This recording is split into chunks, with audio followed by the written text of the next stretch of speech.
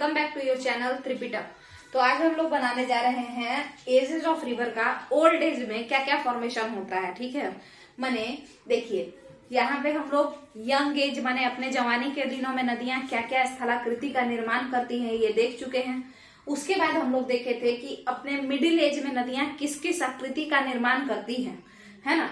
तो अब हम जानेंगे कि अब जब वो नदियां जब वृद्ध हो जाती हैं, बुढ़ी हो जाती हैं, तो वृद्धावस्था के समय में वो कौन कौन सी चीजों का निर्माण करती है, किस किस टाइप का स्ट्रक्चर का निर्माण करती हैं। ठीक है, तो अब हम लोगों को वही देखना है। तो हम लोग शुरू से शुरू करते हैं, चलिए देखते हैं।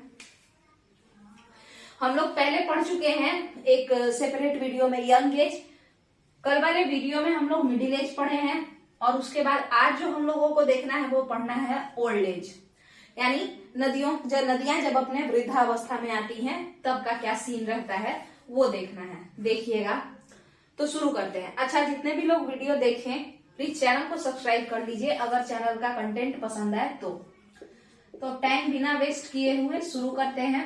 ओल्ड एज रिवर जो है जब अपने ओल्ड एज में जाती हैं, जब अपने वृद्धावस्था में जाती हैं, तो वो कौन से क्षेत्र में आपको देखने को मिलेगा। हम लोग गंगा को ही लेकर के चलते हैं क्योंकि ज्यादातर हिंदी भाषी क्षेत्र नॉर्थ इंडिया है, तो इसीलिए हम लोग गंगा को लेकर के चलते हैं। तो देखिए, हम मानते हैं गंगा का जो ओरिजिन है ना, माने उद्गम गंगोत्री से हुआ है। ठीक है, अच्छा यहाँ पे बाहर से आवाज आते रहेगा, उसके लिए हम पहले ही से सॉरी बोल देते हैं क्योंकि कोई अभी वैसा सिस्टम हम यहाँ पे सेटअप नहीं किए हैं, सिंपल सा एक सेटअप है और उसी पे काम चल रहा है। तो गंगोत्री इनका क्या है, गंगा का ओरिजिन है ना। और ये गंगोत्री कहाँ है भाई, तो उत्तराखंड के पहाड़ी इलाका में है ना। तो जब गंगोत्री उत्तराखंड के पहाड़ी इलाका में है तो ये पहाड़ से गंगा जब नीचे उतरी और हरिद्वार ऋषिकेश ये सबके पास ये प्लेन एरिया में घुसी, तो यहाँ से गंगा प्लेन एरिया में आ गई। मान के चलिए कि ये हरिद्वार ऋषिकेश ये सब का इलाका है और यहाँ से गंगा जो है वो मैदानी क्षेत्र में आ गई। जबकि ये पूरा रीजन क्या था, ये पूरा रीजन जो था आपका, ये पूरा रीजन माउंटेन था, पर्वतीय क्षेत्र था। ठीक है, हाँ। अच्छा, ये जो इतने दूर का रीजन है ये क्या है, कौन सा स्टेट है, उत्तराखंड है ना। मुख्यतः तो ये उत्तराखंड ही है ना, उत्तराखंड। यहाँ यूके का मतलब यूनाइटेड किंगडम नहीं है, उत्तराखंड है। प्लेन एरिया में घुसने के बाद हरिद्वार क्रॉस करके और फिर हम लोग यूपी को घुस जाएंगे और फिर बिहार हो जाएंगे। तो यहाँ से यहाँ तक का जो रीजन हुआ ये बिहार और यूपी वाला रीजन हुआ और यही रीजन प्लेन एरिया के नाम से जाना जाएगा। तो अगर गंगा कोई भी चीज, अगर हम ऐसा कहें कि गंगा मैदानी इलाकों में दियर का निर्माण करती है, दियरा भूमि बनाती है गंगा, है ना, तो दियर का निर्माण करती है। कोई भी नदियां ये करती है। हम लोग एग्जाम्पल गंगा का ले रहे हैं, क्यों एग्जाम्पल हम क्यों गंगा का ले रहे हैं, क्योंकि गंगा जी जो है वो उत्तर भारत की एक बहुत खास नदी है और हिंदी भाषी जो क्षेत्र है वो उत्तर भारत ही ज्यादा है, तो इसीलिए।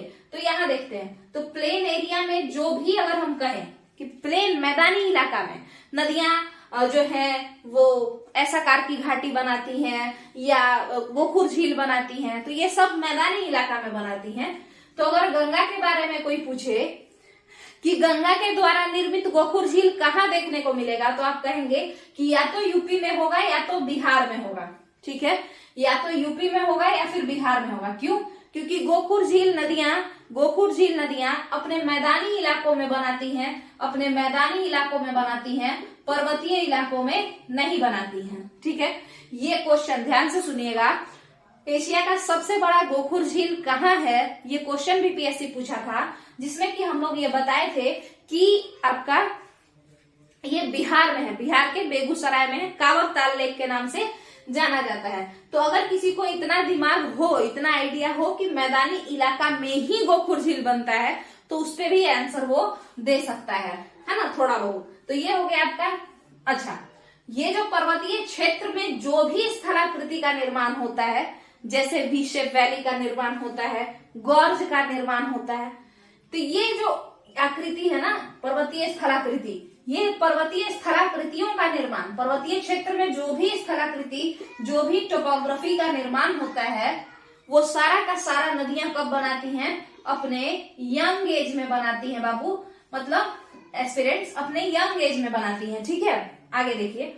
उसके बाद नदियां जो भी आकृति मैदानी इलाकों में बनाती हैं, नदियां जो भी स्थलाकृति मैदानी इलाकों में बनाती हैं, वो कौन से एज में बनाती हैं? अपने मिडिल एज में, प्रौढ़ावस्था में बनाती हैं। प्रौढ़ावस्था क्या होता है? मिडिल एज होता है, 35 प्लस और 50 से नीचे या 60 से नीचे। तो ये हो गया।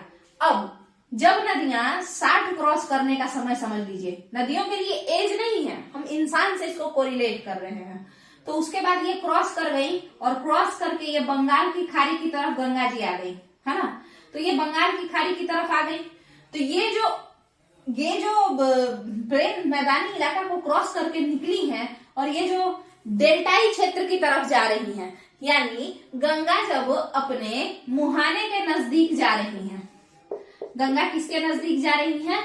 अपने मुहाने के नजदीक जा रही हैं, मतलब जहां वो बड़े सागर में गिरती हैं या किसी खाड़ी में गिरती हैं, तो उसको हम क्या कहते हैं? मुहाना कहते हैं। कोई भी नदी जिस सागर में जाकर के गिरती है या किसी खाड़ी में जाकर के उसमें मिल जाती है, तो हम उसे क्या कहते हैं? मुहाना कहते हैं या माउथ कहते हैं। तो गंगा के लिए जो मुहाना है वो कौन सा है? बंगाल की खाड़ी। गंगा के लिए जो मुहाना है वो कौन सा है? बंगाल की खाड़ी। ठीक है, तो नदी मैदानी इलाका को क्रॉस करके, है ना, जब मुहाने के नजदीक पहुंच जाती है, अपने मुहाने के नजदीक पहुंच जाती है, तो हम लोग ये मान लेते हैं कि इस क्षेत्र में, इतने दूर में नदी का जो उम्र चल रहा है वो वृद्धावस्था का उम्र है, वो ओल्ड एज का उम्र है। वो कौन से एज का उम्र है? वो ओल्ड एज का उम्र है। यहां तक का क्लियर है? अब देखिए, ये जो नजदीकी क्षेत्र है ये कहाँ पे पड़ेगा? वेस्ट बंगाल, है ना। गंगा के लिए, गंगा अपने वृद्धावस्था के दिन में कहाँ दिखाई देंगी? गंगा का ओल्ड स्ट्रक्चर या ओल्ड वाला हरकत, ये सब कौन से इलाका में आपको देखने को मिलेगा? पश्चिम बंगाल में देखने को मिलेगा। तो अब हम बात करते हैं कि अपने ओल्ड एज में गंगा या ऐसी कोई भी नदी क्या क्या बनाती है, कौन कौन से स्थलाकृतियों का निर्माण, कौन कौन से टोपोग्राफी का निर्माण करती हैं। स्थलाकृति से बहुत सारे लोग कंफ्यूज होते हैं। देखिए, स्थल मतलब होता है लैंड, जो आकृति का मतलब होता है शेप या स्ट्रक्चर। तो नदियों के द्वारा काट छाट करके या तोड़ फोड़ करके, कैसे भी, या घिसट करके, है ना, किसी भी तरीके से, या डिपोजिशन करके, है ना, निक्षेपण करके कोई भी स्थल का निर्माण होता है, कुछ स्ट्रक्चर क्रिएट होता है किसी लैंड मास का, हम उसे ही स्थलाकृति कहते हैं कि ये नदी के द्वारा बनाई गई स्थलाकृति है। देखिए, एक बार इसको समझते हैं। देखिए, नदियां जब अपने पानी से किसी भी लैंड मास को क्या कर दे, किसी भी स्थल को क्या कर दे, या तो इरोड कर दे, इरोड करना माने तोड़ देना, है ना। इसको वेदरिंग भी कह सकते हैं, अपक्षय, है ना। वेदरिंग माने अपक्षय। देखिए, वेदरिंग, अपक्षय जो होता है ना, वो सीधे पटक पटक के तोड़ना होता है, फोड़ देना, माथा फोड़ देना ऐसे। और इरोजन एक शब्द आता है। इरोजन मतलब होता है कि घिसट के तोड़ना। जैसे देखिए, हम क्या किए कि एक बड़ा सा पत्थर था, उसको ऐसे पटक दिए, पटकने के बाद वो टुकड़ा में टूट गया, तो टूटना ये भी हुआ। इस टूटने को अपक्षय कहते हैं या वेदरिंग कहते हैं। ठीक है, तो नदियां क्या की कि किसी बड़े से पहाड़ पे गई, मारी उसको, मार के सीधे उसका पत्थर तोड़ दी, है ना। तो ये वेदरिंग के वजह से वहां पे छेद हो गया, तो ये वेदरिंग के वजह से फॉर्मेशन हुआ। ठीक है, माने अपक्षय के वजह से। इरोजन क्या होता है? इरोजन का मतलब होता है कि जो पत्थर है ना, तो वो आपस में ऐसे ऐसे रगड़ा गया। ठीक है, या क्या किए, हम खुद ही ऐसे ऐसे रगड़ दिए, है ना। तो किसी भी कारण से, बट वो या ऐसे घसटते हुए गया और रगड़ा रहा था। जैसे अगर इस पे घसटते हुए चले कोई, तो रगड़ा करके पत्थर क्या होगा? रगड़ाना शुरू करेगा और उसमें से इस पे मान के चलिए चौक रहता और हम ऐसे रगड़ के इसको चलाते तो चौक का जो भुरभुरा होता है वो टूट टूट करके नीचे गिरता ना। तो ये जो घिसटने के वजह से जो टूट जाता है ना पार्टिकल्स, हम उसे ही इरोजन कहते हैं, अपरदन कहते हैं। तो नदियां भी पानी के मदद से अपरदन भी करवाती हैं। तो उस अपरदन से भी कुछ स्थलाकृतियों का निर्माण होता है। एग्जाम्पल के लिए अगर आप पूछें तो वी शेप वैली तोड़ने के वजह से नहीं बनता है। वी शेप वैली का जो शेप आता है घाटी का वी, तो उसमें वो नदियां अपरदन भी करती हैं, रगड़ रगड़ के उसको एक शार्प शेप देती हैं, है ना। तो इस वजह से आगे देखिए, एक और तरीका है जिससे नदियां स्थलाकृति का निर्माण करती हैं और वो है डिपोजिशन। ये डिपोजिशन क्या होता है, अगर हम इस पे बात करें तो इसका मतलब होता है निक्षेपण। इसका क्या मतलब होता है, निक्षेपण। ठीक है, निक्षेपण का मतलब ये होता है कि जैसे हम चौक लिए थे, है ना, और चौक से ऐसे रगड़ के लिखे तो धीरे धीरे नीचे गिरता गया वो चौक का पार्टिकल हल्का हल्का, और उसका सारा एक जगह इकट्ठा हो गया नीचे। वो जो एक जगह इकट्ठा हो गया नीचे, उसी को हम लोग निक्षेपण कहते हैं, एक्यूमुलेशन कहते हैं। एक्यूमुलेट हो गया, एक जगह इकट्ठा हो गया। ठीक है, तो नदियां डिपोजिशन के मदद से यानी इकट्ठा करके कचरा को भी कुछ स्थलाकृति का निर्माण करती हैं, जैसे डेल्टा, जैसे रोधिका, जैसे रिवर आइलैंड। इन सब चीजों का निर्माण वो कैसे करती हैं, डिपोजिशन की मदद से करती हैं। तो अब देखिए इस बात को समझते हैं कि नदियां जब अपने वृद्धावस्था में रहती है ना, तो वो ज्यादातर जो स्थलाकृति बनाती हैं वो निक्षेपण के ही मदद से बनाती हैं, क्योंकि उनमें इतनी शक्ति होती नहीं है, पानी का भी कमी रहता है। जब वो कूदी थी तो बहुत सारा पानी लेके कूदी थी, अब पानी भी छितर पसर गया है, फैल चुका है। दूसरा, ढलान भी नहीं है जो उसके पास इतना ताकत है ना। तो दोनों ही कारणों से ये ताकत में कमजोर हो जाती हैं। नदियां जब अपने मुहाने की तरफ आ रही होती हैं तो पानी की भी कमी हो जाती है, प्लस में ढलान की भी कमी हो जाती है, उतना ज्यादा स्लोप नहीं रहता है।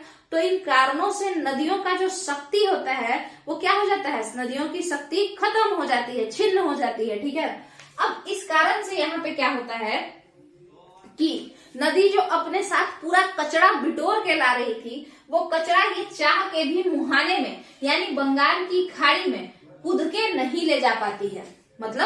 मतलब नदियां चाहती तो है कि हम सारा कचरा लेके कूद जाए, मगर उनमें इतना ताकत ही नहीं होता है कि वो कचरे को लेके नीचे बंगाल की खाड़ी में कूदे।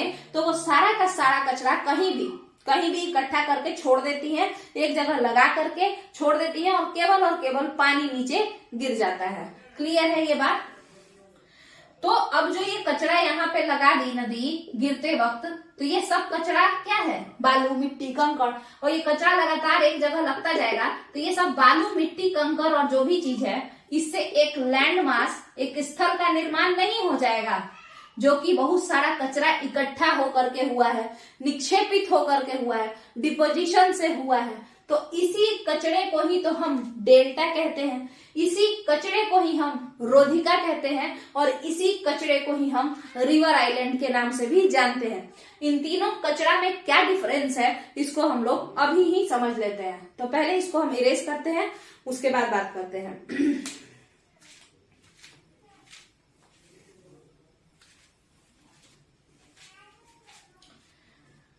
देखिएगा,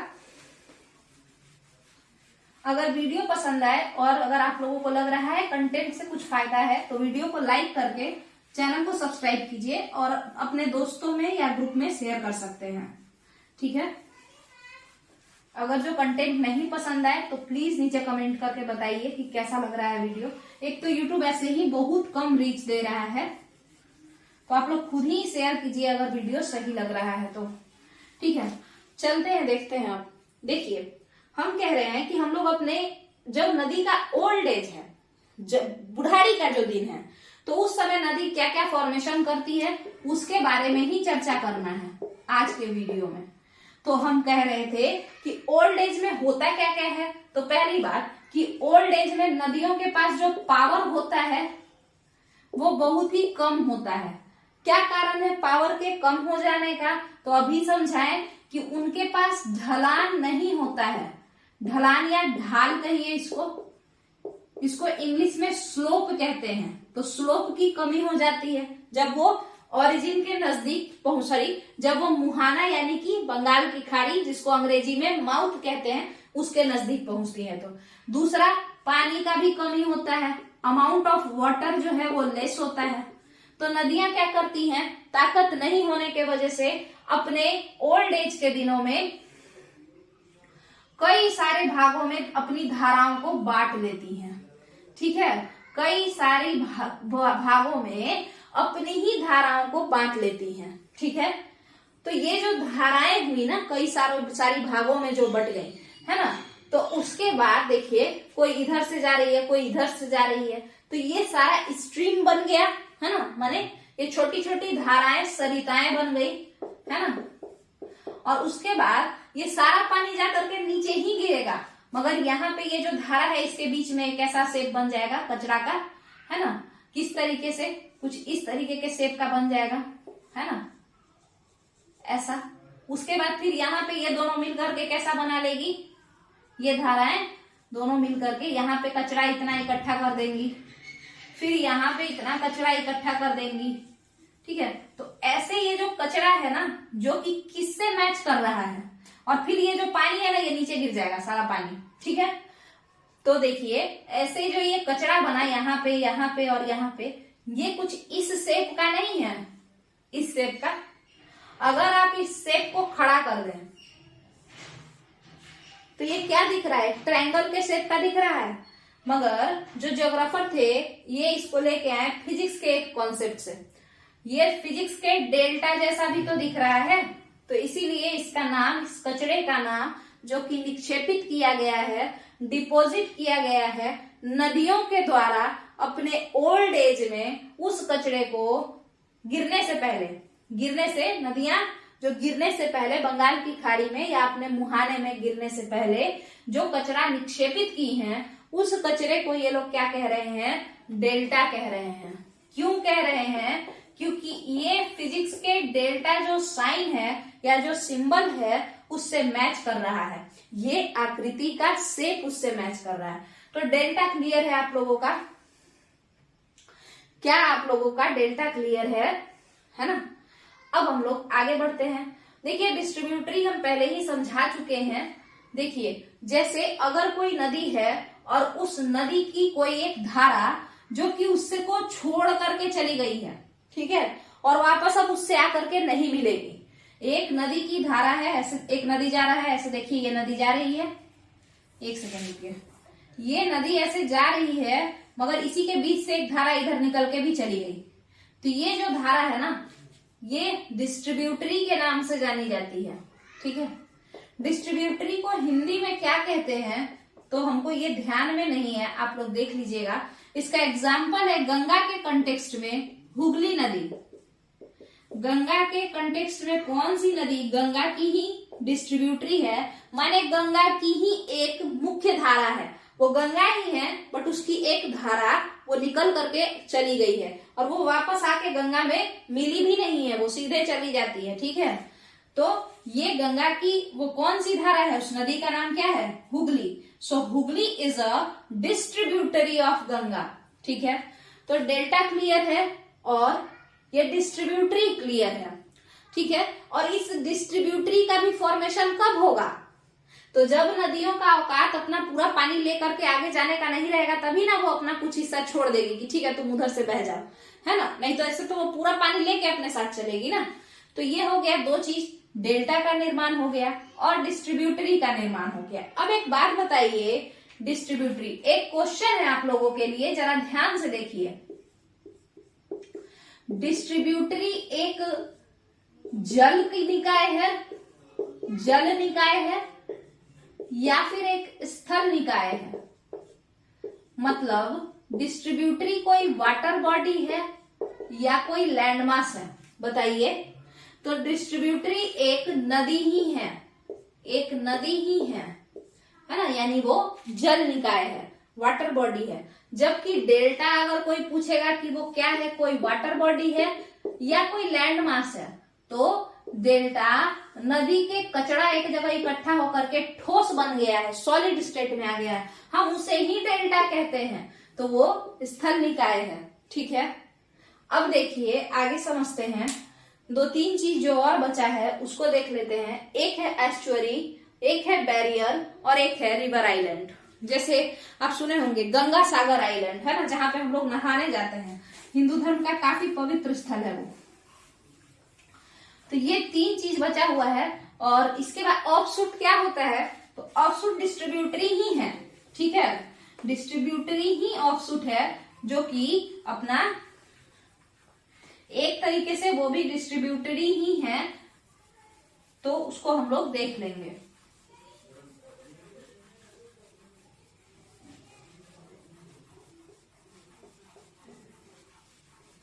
ध्यान से यहाँ पे बस ध्यान देना है, वो सारा का सारा हम समझा देंगे जो भी इसमें टॉपिक है।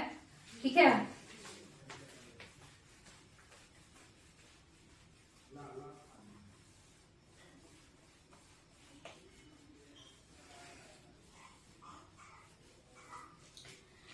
तो देखिएगा हम लोग अभी जो देखे हैं ओल्ड एज में हमने क्या क्या देख लिया, डिस्ट्रीब्यूटरी कंप्लीट है और डेल्टा कंप्लीट है।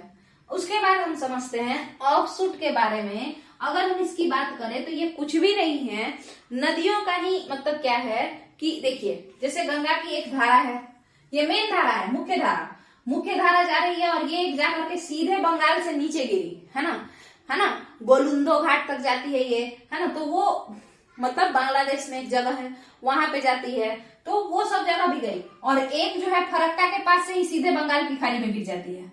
गंगा की धारा जैसे कि देखिए जब गंगा बूढ़ी हो जाती है तो वो कई भागों में ऐसे ऐसे बढ़ जाती है ना, ऐसे ऐसे। तो ये मुख्य धारा नीचे बांग्लादेश होते हुए तब नीचे मिलती है। और एक इसकी धारा क्या है, एक इसकी धारा ऐसे फरक्का से ही, फरक्का जो कि पश्चिम बंगाल में है, तो वहीं से नीचे गिर जाती है बंगाल की खाड़ी में। तो ये गंगा का ऑफशूट हुआ, माने गंगा का कुछ हिस्सा यहीं से नीचे गिर गया फरक्का से ही। ठीक है, तो यही बात होता है ऑफशूट। इसके बाद हम लोग समझते हैं इसके बारे में, तो रिवर आइलैंड और बैरियर क्या है उसको देखते हैं। देखिए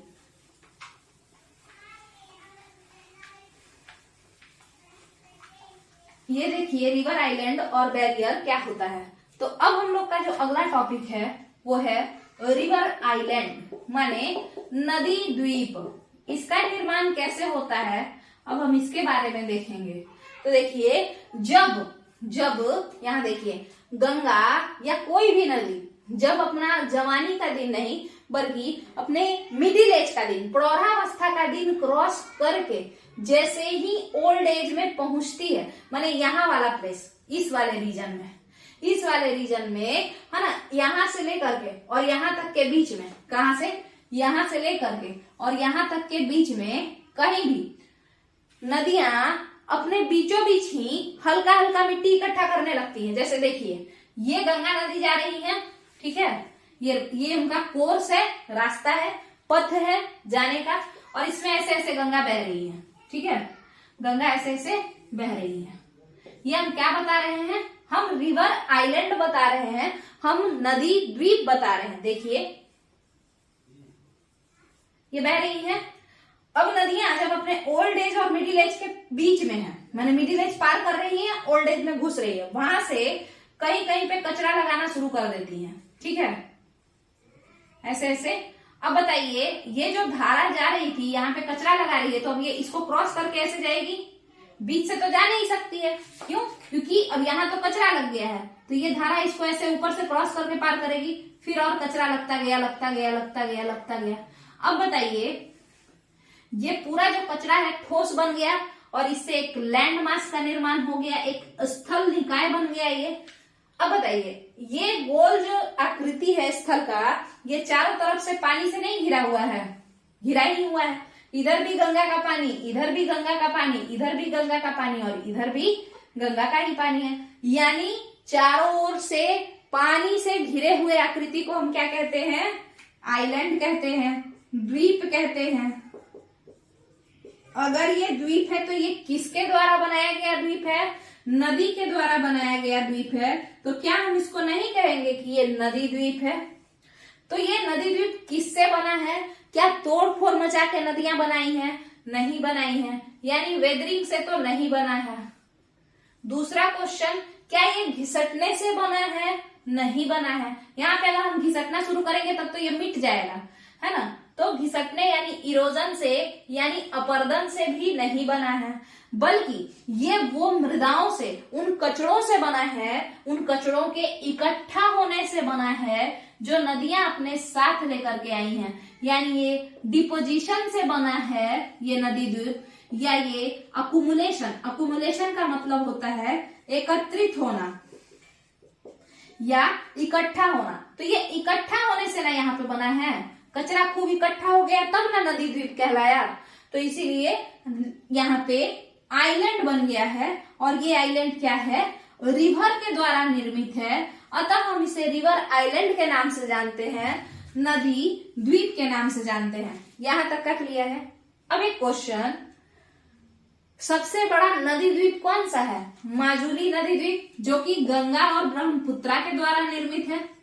माजुली इतना बड़ा नदी द्वीप है, मतलब गंगा और ब्रह्मपुत्र मिल करके इतना बड़ा आइलैंड अपने बीच में बनाई है, अपने बीच क्षेत्र में, कि वो एक जिला घोषित हो गया है।